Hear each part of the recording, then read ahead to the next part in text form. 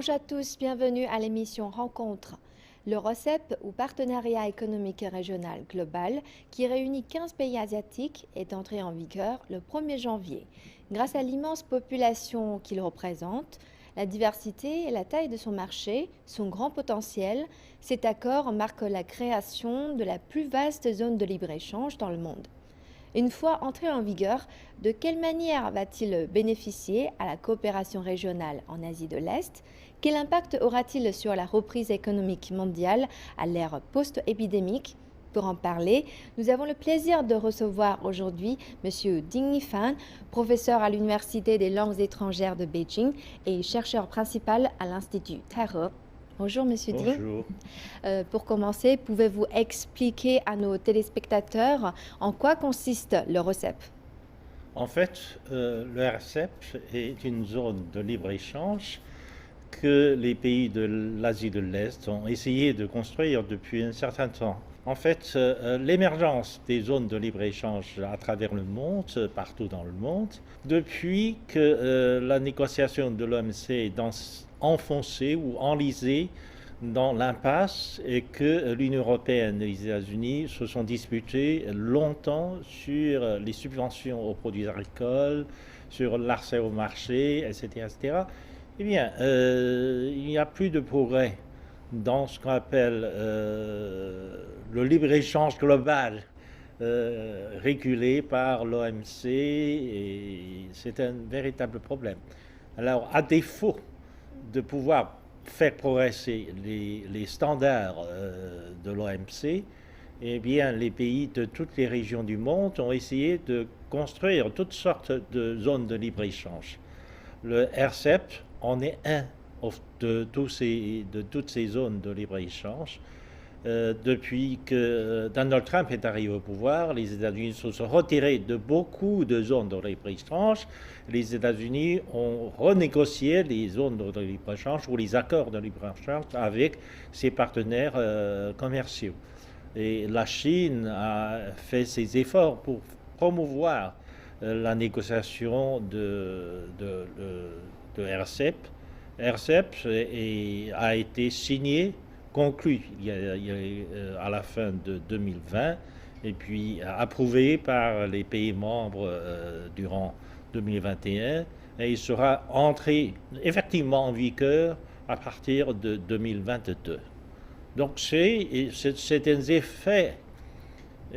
un effet de très grande importance, non pas seulement sur l'économie régionale, mais aussi sur l'économie mondiale. Parce qu'en fait, globalement parlant, nous avons assisté à l'émergence de 3 zones de grande manufacture dans le monde. L'Asie de l'Est en est une de ces zones, les 2 autres étant l'Europe et l'Amérique du Nord. Finalement, si on regarde les statistiques, la zone de libre-échange, la zone de manufacture dans l'Asie de l'Est est certainement la plus dynamique. Et je pense qu'un accord de libre-échange entre les pays membres de cette économie de l'Asie de l'Est contribuera aussi au renforcement de la position de compétitivité de cette région dans le monde. Ça, c'est la plus grande signification de cette zone de libre-échange. Et en fait, les négociations autour du RCEP ont démarré en novembre 2012. C'est-à-dire il aura fallu 10 ans que cet accord devienne réalité. Pourquoi aussi longtemps?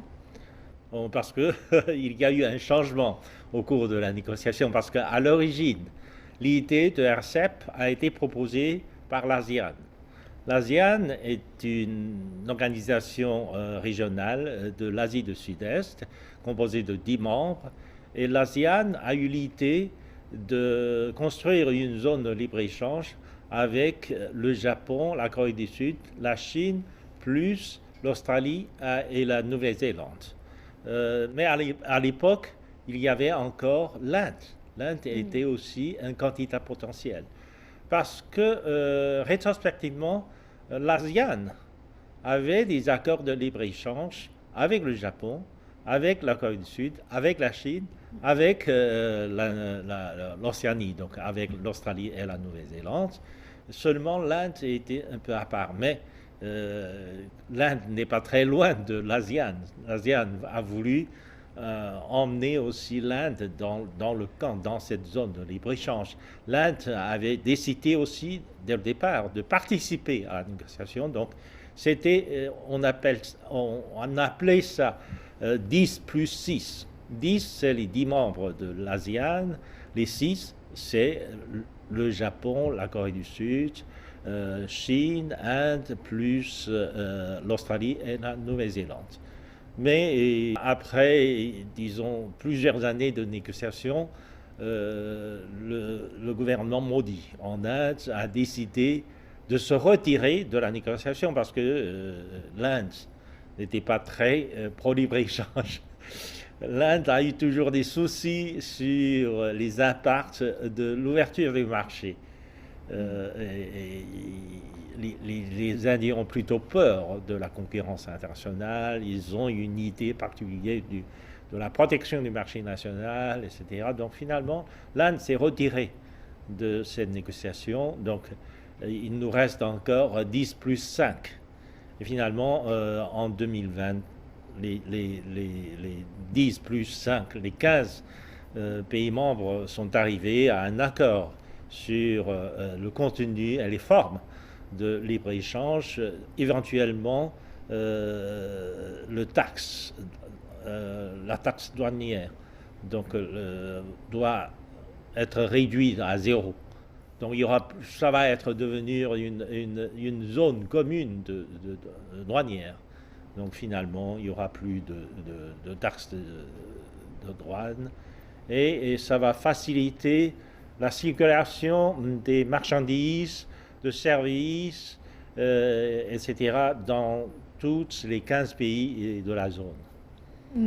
Et plus concrètement, suite à la signature de cet accord, quelles seront les concessions tarifaires dont vont pouvoir bénéficier les pays membres? Donc c'est une réduction progressive de taxes pour finalement arriver à zéro taxe sur tous les pays membres de cette zone. En fait,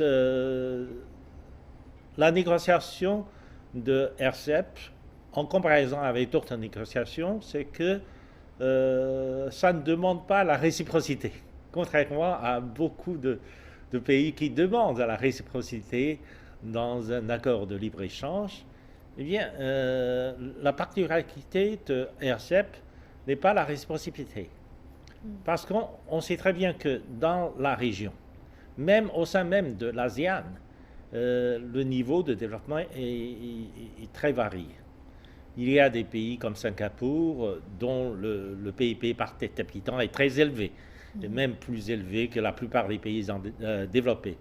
Mais il y a aussi des pays dont le PIB par tête d'habitant est très peu élevé, comme la Birmanie, le Laos, etc. etc.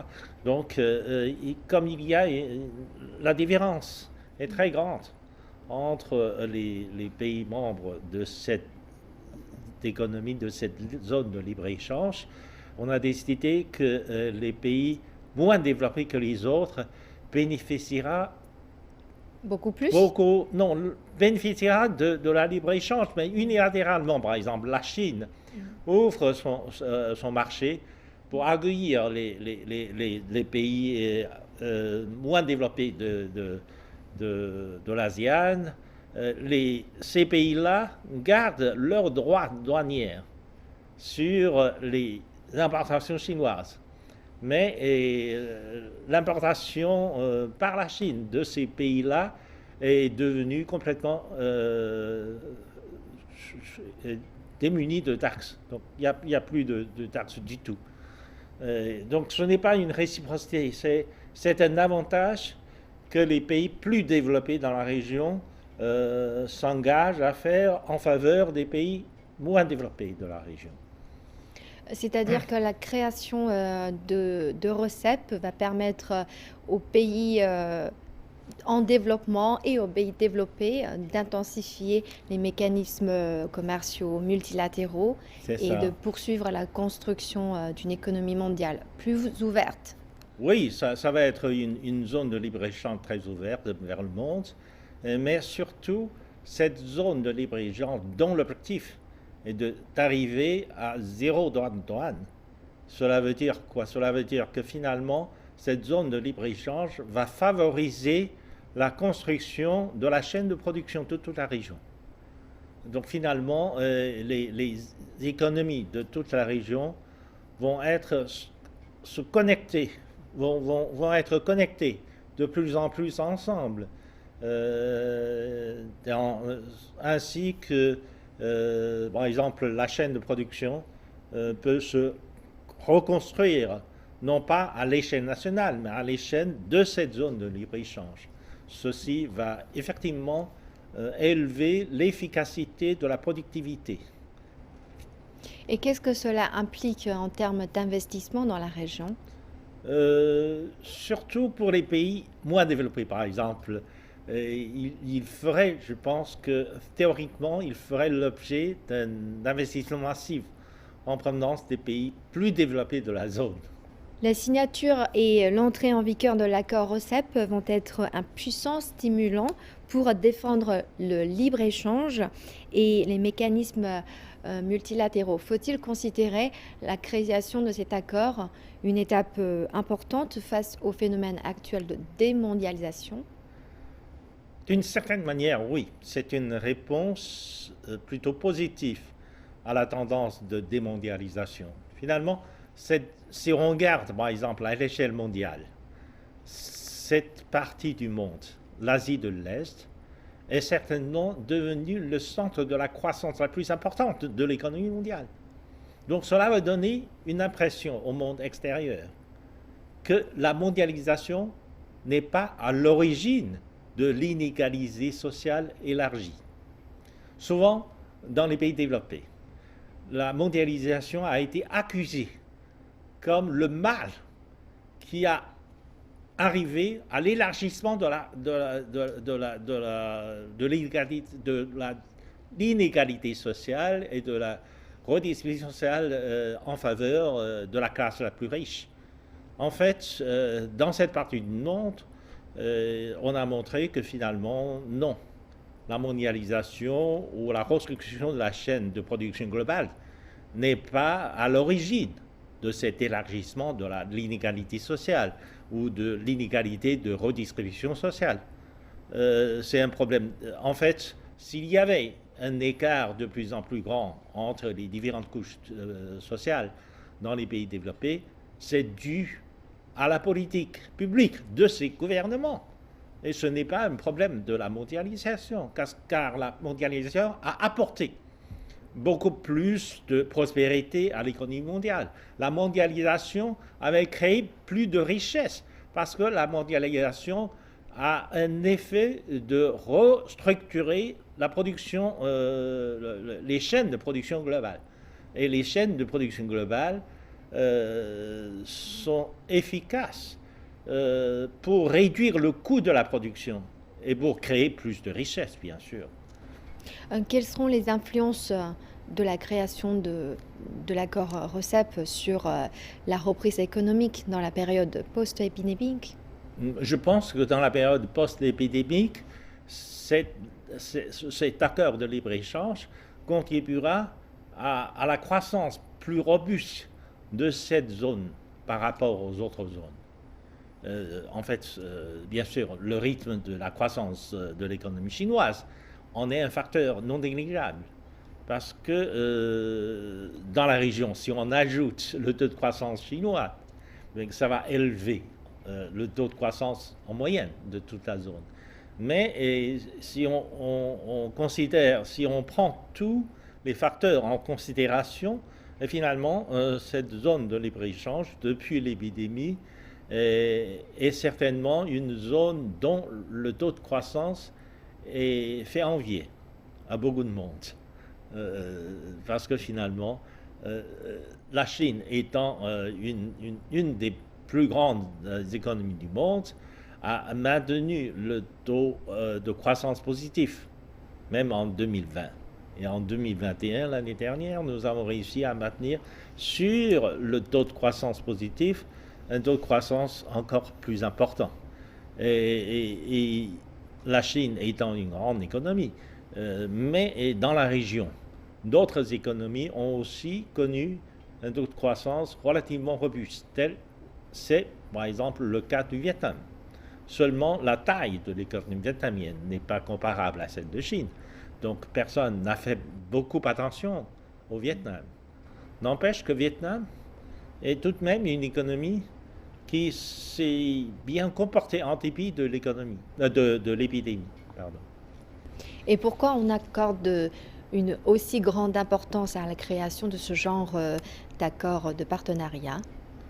Ceci parce que d'abord, jusqu'à maintenant, à part ces mouvements anti-globalistes, etc., qui sont contre ce genre de libre-échange, l'histoire nous a montré que finalement, la création des zones ou des accords de libre-échange ont toujours servi à promouvoir la croissance, les échanges, la multiplication des échanges commerciaux sont propices pour la promotion de la croissance, de l'investissement et de la croissance.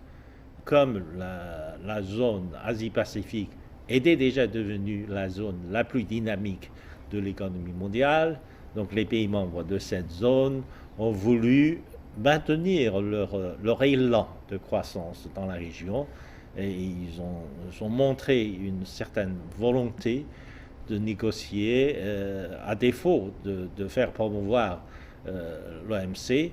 Donc ils ont voulu négocier un accord de libre-échange dans la région. Et quel rôle la Chine a-t-elle joué dans la création de l'accord de RCEP? La Chine a été toujours un partisan d'abord de l'accord. La Chine est derrière l'ASEAN pour faire promouvoir la zone de libre-échange dans la région. Et comme la Chine a déjà signé au début de ce siècle, la Chine a signé un accord de libre-échange avec l'ASEAN. Et en 2010, on a déjà décidé d'élever encore le niveau de libre-échange dans la région. Donc, et la participation réciproque des économies de la région ont montré que les propositions de l'ASEAN sont relativement efficaces pour faire promouvoir le développement de l'industrialisation et le développement des chaînes de production globale dans la région. Et la Chine a donc soutenu l'initiative de l'ASEAN pour la conclusion d'un accord de libre-échange dans la région. La Chine n'a pas été initiateur, mais la Chine est un partisan ferme de cet accord. Et quels vont être les avantages pour les entreprises et les consommateurs? Pour les entreprises, bien sûr, le libre-échange, sans droit de douane, les entreprises vont pouvoir restructurer leur chaîne de production. Et généralement, une telle tentative serait efficace pour réduire le coût de production, pour élever donc l'efficacité de l'investissement. Du coup, ça rendra le prix plus intéressant. Ça rendra les prix plus intéressants pour les consommateurs.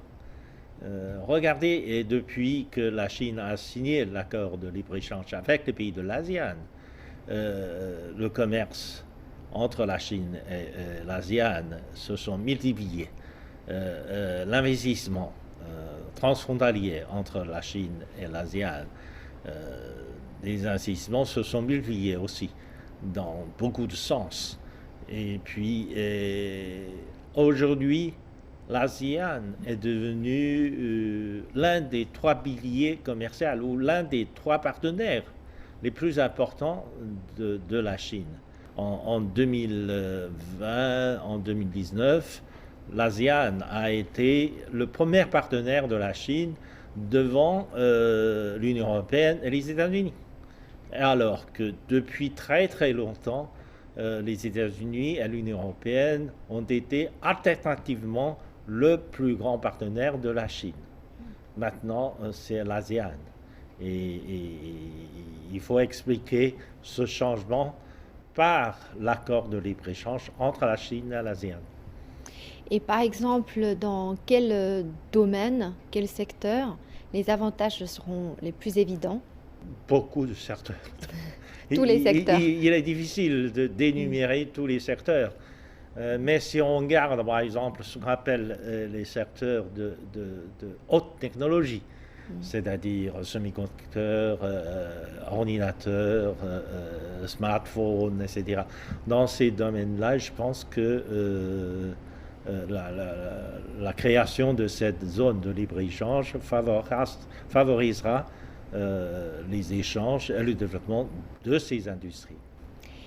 Et le ministère chinois du Commerce a déclaré que la mise en œuvre effective du RCEP allait faciliter la formation par la Chine de son nouveau modèle de développement à double circulation. Qu'est-ce que cela vous inspire? Oh, mais c'est un terme très, très général quand on parle de la double circulation. Double circulation veut dire aussi que la Chine va essayer de faire en sorte que sa croissance ne dépende pas beaucoup des facteurs extérieurs. Et donc la Chine doit se préparer au pire de l'économie mondiale. Donc c'est pour ça que la Chine insiste beaucoup sur la circulation intérieure. Et en fait, c'est un constat d'une réalité. Depuis 2009, depuis la crise financière de 2008, à partir de 2009, la Chine a réussi à maintenir l'élan de sa croissance grâce à son marché intérieur. Et nous avons réussi à maintenir un taux de croissance relativement fort de notre économie nationale. Et maintenant, après l'épidémie, après la pandémie, nous avons l'impression que finalement l'économie mondiale connaîtra aussi des vagues de récession, de déflation, etc., pour se préparer au pire des situations de l'économie mondiale. La Chine doit compter d'abord sur sa propre force, donc sur sa circulation intérieure. Mais si, avec cette création de zones de libre-échange, eh bien, on peut élargir cette circulation, non pas seulement à l'intérieur, mais aussi dans la zone de libre-échange. Donc c'est une double circulation. L'investissement et le commerce avec les autres pays membres de la région, eh bien, c'est déjà la circulation extérieure, mais qui fait partie aussi de la circulation intérieure, parce que de plus en plus, avec la création de zones de libre-échange, la chaîne de production régionale ou globale va devenir quelque chose de très important, va devenir une réalité, et qui fait que la Chine peut aussi compter sur ces économies de cette zone de libre-échange pour espérer un meilleur taux de croissance dans les années à venir. Et le RCEP a pour principal acteur et promoteur les pays asiatiques de l'ASEAN. Avec la signature de cet accord, peut-on dire que l'Asie reprend le leadership de libre-échange? Non seulement de libre-échange, mais l'Asie est en train de prendre le leadership du monde dans la croissance mondiale. Si on regarde, par exemple, la croissance mondiale en trois zones principalement, par exemple, l'Asie de l'Est, l'Europe et l'Amérique du Nord, c'est certainement cette Asie de l'Est qui connaît un plus fort taux de croissance dans le monde. Et ce taux de croissance dans le monde est soutenu par la restructuration de la chaîne de production globale. Et tout cela est dû à l'élévation de l'efficacité ou de la productivité de la région. C'est pour ça que je pense que dans les années à venir, cette zone de libre-échange est condamnée à avancer plus rapidement dans l'économie mondiale. Et quel rôle va jouer le RCEP dans la promotion de l'accord de libre-échange entre la Chine, le Japon et la Corée du Sud? Oui, il y a un effet de stimulation, probablement pour cela. En fait, à partir du moment où la Corée du Sud, le Japon et la Chine font tous partie du RCEP. Donc même s'il n'y a pas d'accord de libre-échange encore entre la Corée du Sud, le Japon et la Chine, eh bien déjà on peut espérer que finalement les barrières vont être éliminées progressivement dans ce cas-là. Bien sûr, on va essayer de promouvoir aussi la négociation de libre-échange entre la Corée du Sud, le Japon et la Chine. Entre la Corée du Sud et la Chine, c'est déjà réalisé. Nous avons déjà conclu l'accord, mais la Corée du Sud et la Chine veulent ramener le Japon dans le coup. Et jusqu'à maintenant, le Japon est encore hésitant. Mais à partir du moment où la Chine a déjà posé sa candidature pour l'adhésion au CPTPP, alors qu'avec le retrait du gouvernement Trump de TPP, on pense que le Japon est devenu déjà le leader de facto de CPTPP, et le Japon accueille les bras ouverts la Chine dans le CPTPP, parce que le Japon compte sur l'adhésion de la Chine dans cet accord, dans cette zone de libre-échange plus sophistiquée, pour d'abord élargir le rôle, pour agrandir le rôle de CPTPP dans l'économie mondiale, mais aussi pour en fait poser un certain nombre de garde-fous à l'économie chinoise, parce que l'économie chinoise est devenue trop importante pour le Japon. Et on a dépassé le Japon en 2010, donc il y a 10 ans, mais l'année dernière, la Chine est devenue 3 fois le Japon. Et donc le Japon pense qu'il faut un peu de garde-fou pour cette économie chinoise. Et il pense que le CPTPP peut être un instrument par lequel le Japon peut encore contrôler un peu la croissance de la Chine. Et dans le futur, quelle influence pourrait avoir cet accord sur l'évolution de la relation sino-américaine? Pour le moment, les Américains n'ont pas réussi à se découpler avec la Chine. En fait, lorsque Donald Trump a lancé la guerre commerciale avec la Chine, son intention est de forcer les entreprises étrangères, non seulement américaines mais étrangères, à quitter la Chine, et que l'économie américaine puisse se découpler de l'économie chinoise, parce qu'il pense que l'économie américaine dépend trop de la Chine. Mais finalement, après son mandat, et après un an de l'administration Biden, et ils ont réalisé que finalement l'économie américaine ne peut pas quitter l'économie chinoise, ne peut pas se découpler de la Chine. Et c'est pour cela que le représentant de négociation du gouvernement Trump a parlé, Catherine Tai, a parlé aussi de recouplage entre la Chine et les États-Unis, ce qui montre que finalement les États-Unis ne peuvent pas quitter cette zone, ne serait-ce pour leur propre bien, ne serait-ce que pour sauver l'économie d'une future crise ou d'une future récession. Je vous remercie, Monsieur Dinh, d'avoir participé à cette émission et merci pour vos commentaires. Voilà, c'est la fin de cette émission Rencontre. Merci de nous avoir suivis. À la prochaine.